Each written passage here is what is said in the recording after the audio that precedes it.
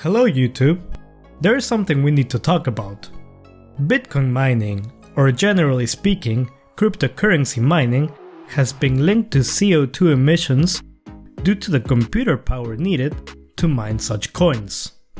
This topic is not new in the crypto world, but as we all know, Elon Troll has been tweeting about this lately. This video makes an analysis on energy uses of Bitcoin miners and tries to answer the question of sustainability in the crypto space. In order to tackle all possible angles of this topic, we're gonna have to answer these three questions. Where are we now? Where are we heading? Is Bitcoin justifiable? Let's begin. Bitcoin mining relies on proof of work.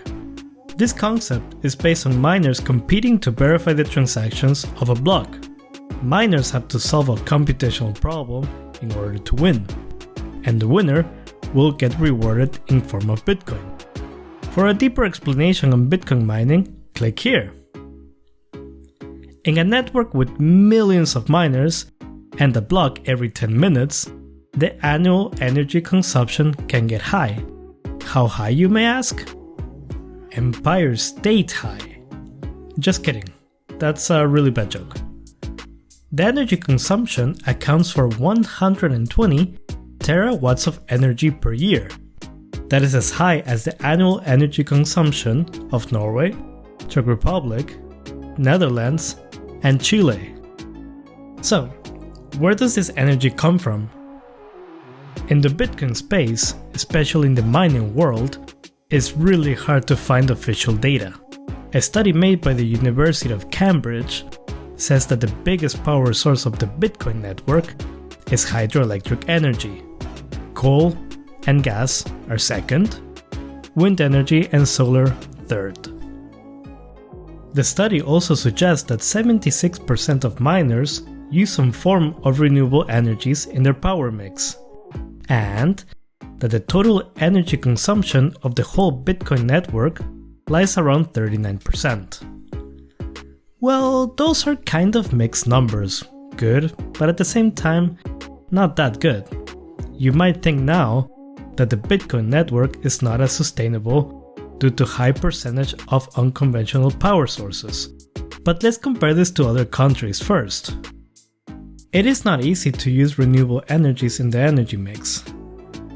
One of the reasons is because there's not a lot of renewable energies in the world. The Bitcoin network has a total usage of 39% of renewable energies for their network. This is more than a lot of industrialized countries like Italy, Spain, the UK, China, France, Belgium, the US, and Australia. Okay. Let's see now how the future looks for Bitcoin. Well, miners are most probably money-driven companies that don't really care a lot about renewable energies.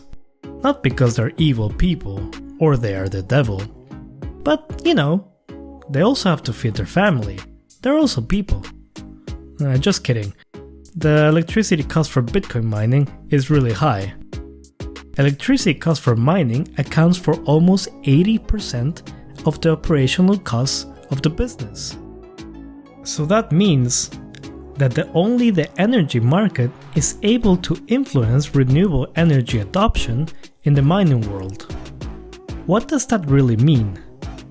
If we look at the current energy prices around the globe, we can see that hydroelectric energy is cheaper than most conventional power sources. It also depends where you are. The problem is that we cannot just build a dam anywhere really fast. Well, except for China. Wind and solar are needed to be the difference maker in this case. Many energy economists say that with every doubling of installed capacity of a power source, the production price of the energy sources are cut in half. If we look at the recent numbers of wind and solar installation facilities, we can determine that wind and solar facilities are getting built pretty fast. Law of economics tells us that Bitcoin miners will eventually change to renewable energy sources, not because it's best for trees and rivers, but because it's cheaper. The last argument is really hard to discuss, especially because it's really subjective, and it might be different for every person. There's a lot of questions to this topic, like, is the energy usage of the Bitcoin network justifiable? Are the extra CO2 emissions right? Should we allow another high source of pollutants in our world? And do we want to be ruled by big banks and corrupt politicians forever? If you're opposed to the current financial and governmental system, where big companies and corrupt politicians rule the world, you might think that the high power consumption of a decentralized currency, which can change the way we live, it's totally worth it. But if you think that Bitcoin and crypto is just a game, a lottery, an investment, then you might not think the same. If we compare Bitcoin to gold mining, we can see some important differences. Gold mining requires more energy. There's a higher environmental impact. It's hard and expensive to transport the gold and has basically the same functionalities as Bitcoin.